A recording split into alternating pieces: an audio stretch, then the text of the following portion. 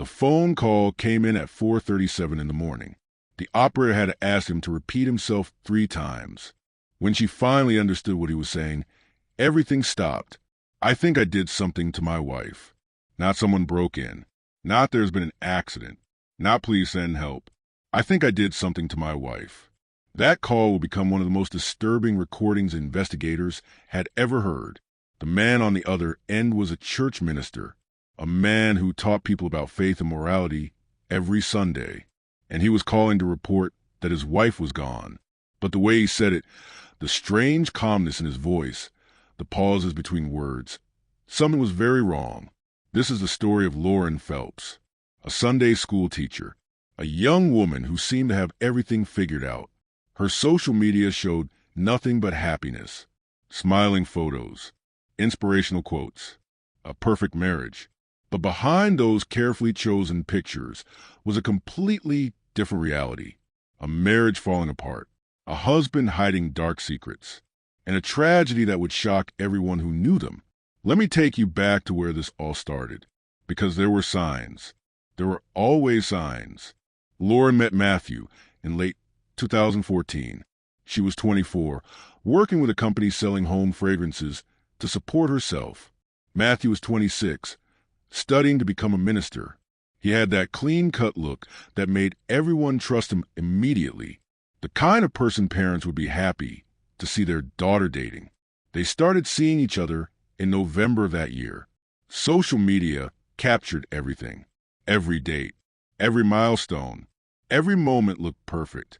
The captions were always the same type: blessed, grateful, found my person. You know exactly what I mean. By February 2016, they were engaged, married before that year ended.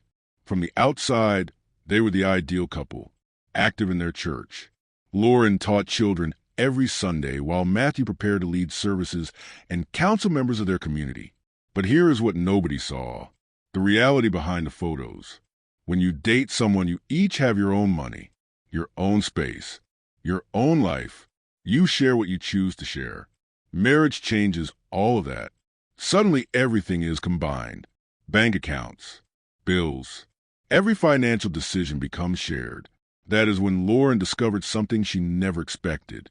Matthew had a serious problem with spending, not just buying a few extra things here and there. We are talking about living way beyond what they could actually afford. Friends said he spent like he had unlimited resources, but the bank statements told a very different story. Lauren would check their accounts and find purchases she never approved, money disappearing faster than they could earn it. She confronted him about it multiple times. Every conversation ended the same way. Matthew would promise to change, then do it again. Lauren tried everything. She limited his access to their accounts, changed passwords, set up alerts. But somehow, he always found a way around it. The arguments became constant. Lauren told her friends she did not know how much longer she could handle it. She wanted to eventually start a family, but how could they do that when they could barely manage their current situation? How could she trust someone who kept making the same mistakes over and over? Then she discovered something even more troubling. By the middle of 2017, Lauren suspected Matthew was being unfaithful. She could not prove it yet. Just that feeling you get when something is off. The late nights, the secretive behavior, the way he would act differently when his phone rang. All the usual signs. Her sister confirmed this later, just hours before Lauren passed. They spoke on the phone. Lauren had seen Matthew leaving the house to meet someone. They had been arguing about it all evening. The other relationship, the money problems, the dishonesty. Everything was reaching a breaking point. But there was something else happening. Something much darker that nobody fully understood yet. Matthew had an unusual fascination with certain things. His friends noticed it. The way he would bring up dark topics in normal conversations. The way he seemed overly curious about violence. Things that made people uncomfortable. One friend remembered sitting with Matthew, just talking casually, when Matthew suddenly went quiet. Then out of nowhere, he said something that made the friend uneasy. He wondered out loud what certain extreme experiences would feel like. Not joking, not being sarcastic. There was something in the way he said it that felt wrong. Matthew was obsessed with a particular movie called American Psycho. If you have not seen it, it is about a man who lives two completely different lives. Successful professional by day, something much darker by night, a person who shows the world one face while hiding another. Matthew did not just enjoy the film. He was consumed by it. He would dress as characters from it, quote entire scenes. He had a secret social media account where he posted nothing but images and quotes from the movie. His profile picture showed the main character covered in dark stains. His other account had a description that reads differently now. I am just drifting into the abstract. I cannot tell if I am in reality anymore. Lauren's father noticed something changing in his daughter. In the weeks before she passed, she seemed nervous, afraid, always looking around like something bad might happen. He wishes now that he had asked more questions, pushed harder to understand what was wrong, because now he knows. She could sense what was coming. September 1st, 2017, a Friday night. Lauren and Matthew went to sleep like any other night. But Matthew struggled with rest. He always had. He had been taking sleep medication for months, sometimes taking more than recommended just to quiet his thoughts. That night, he took a large amount of cough medicine, the kind that can cause strange dreams if you take too much. He claimed a friend told him it would help him sleep better. What happened next depends on which version you believe. According to Matthew, he fell into disturbing dreams. When he woke up, confused and disoriented, he walked to the bedroom door and turned on the light. That is when he saw her. Lauren was on the floor. The room looked like a scene from a horror movie. Evidence everywhere, on the walls, on the bed, pooling around his wife. And nearby was the item used in the incident. He called emergency services at 4:37 in the morning. The recording is chilling. Matthew sounds disconnected from reality, like he is describing something happening to someone else. I had a nightmare, and when I woke up she is on the ground. He tells the operator. His voice has no emotion in it. The operator tries to understand. What happened? How did this occur? Matthew struggles to explain. He keeps repeating that he took too much medicine, that he does not remember anything, that this cannot be real. She did not deserve this. He says into the phone. Police arrived within minutes. What they found was beyond anything they had seen before. Lauren had been attacked over 120 times. The assault was intense, personal, sustained. Injuries on her face, neck, chest, back. Defense wounds on her hands where she tried to protect herself. The medical examiner later testified that most injuries came from behind. Matthew had likely pushed her down, held her there, and continued the attack while she was unable to defend herself. But here is what made no sense at all. When police arrived, Matthew was clean. His clothes were fresh. His hands were washed. For someone claiming he just woke up to this scene, he looked remarkably composed. Investigators quickly figured out the truth. Matthew had showered before making that call. He had changed his clothes. He had cleaned himself carefully, taken his time, made sure everything looked right before contacting authorities. Think about that for a moment. If you woke up to find your spouse in that condition, would your first thought be to shower? To change clothes? To carefully clean up before getting help? Of course not. You would be panicking, screaming, calling for help immediately, no matter what you look like. But Matthew did not do that, because Matthew knew exactly what had happened, because Matthew had been fully aware the entire time. During questioning, he maintained his story. The cough medicine, the nightmare, the confusion. He claimed to have no memory of the attack, that he must have been in some kind of altered state caused by the medication. Investigators contacted the company that made the cough syrup. In decades of research and millions of users, they had never documented a single case of their product causing violent behavior. Not one instance. The evidence painted a clear picture.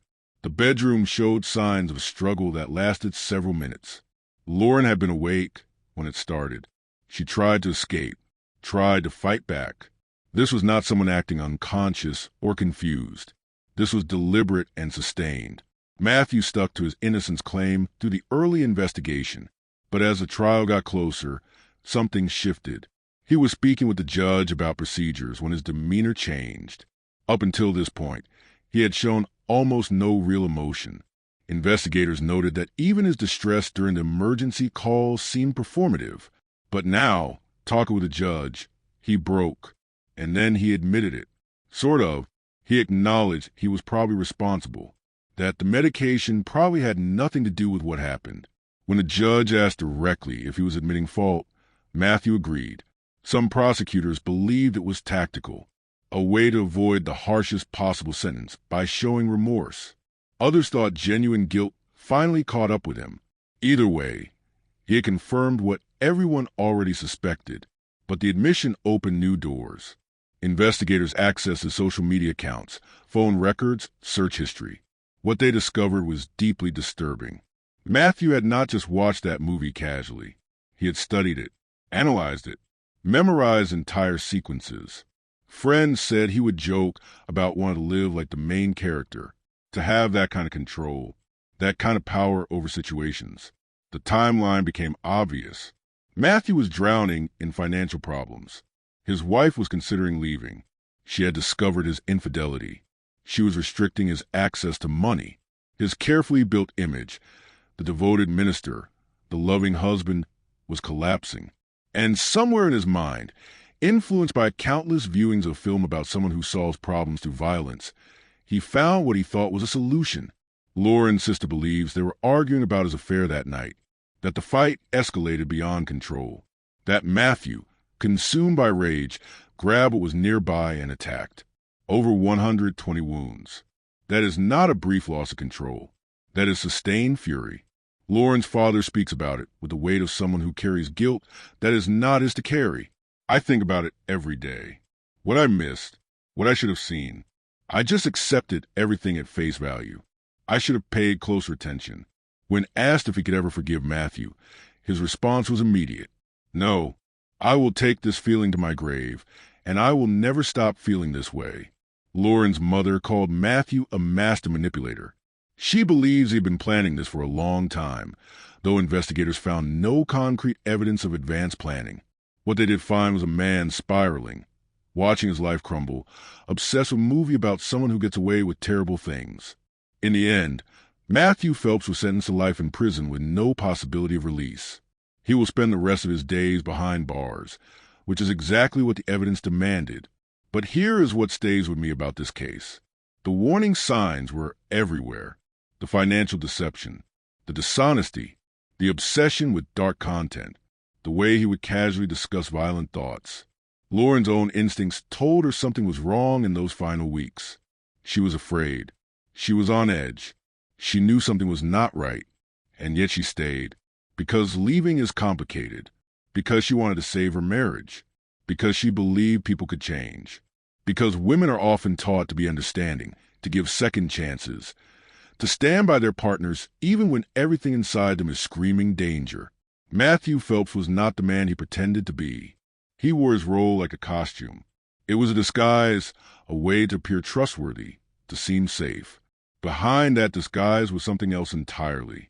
Something that had been waiting for the right circumstances to emerge. Lauren Phelps was 29 years old when she passed. She loved her students. She loved her family. She had dreams of the future. She was everything Matthew pretended to be, but never was. Genuine, caring, honest. Her social media is still there. Hundreds of photos of someone who seemed happy, who appeared to have everything together, who never let anyone see the struggle. The last photo she posted was 2 days before her passing. A selfie with a smile and a caption about feeling grateful. If you read the comments now, they are all from people who never met her but feel connected to her story. Rest peacefully. You deserved so much better. Messages from strangers who wish they could have helped. The emergency call from that night is public record. If you want to hear what someone sounds like when they're trying to sell a story they know will not hold up, listen to it. Notice the pauses, the calculated emotion, the way he never once asked if Lauren could be saved. Only focuses on explaining why it is not his fault. That is the real tragedy here. Not just that Matthew did what he did, but that he actually thought he could make people believe his explanation, that he believed his performance was convincing enough. that he called authorities and gave that explanation, expecting them to accept it. The jury took less than 3 hours to decide. Guilty on every count. When the verdict was announced, Matthew showed no reaction, just stared forward with the same blank expression he had worn throughout the proceedings. Lauren's family cried, not from relief, but from finality, because no verdict changes what happened. No sentence gives them another moment with their daughter, their sister, their loved one. Matthew Phelps is in a North Carolina prison, today serving life without release. He is now in his 40s. He will likely spend decades there, eventually forgotten by everyone except the family whose lives he destroyed. And somewhere in a cemetery in North Carolina, there is a stone with Lauren's name, born 1988, passed 2017, 29 years old. A life ended far too soon by someone who claimed to love her, but loved himself more. If there is anything to learn from this, it is this: trust your instincts. Lauren knew something was wrong. She felt it in her core. And if she had listened to that internal voice, if she had left when every part of her was saying to get away, she might still be here. But we will never know, because she gave one more chance. And that choice cost her everything.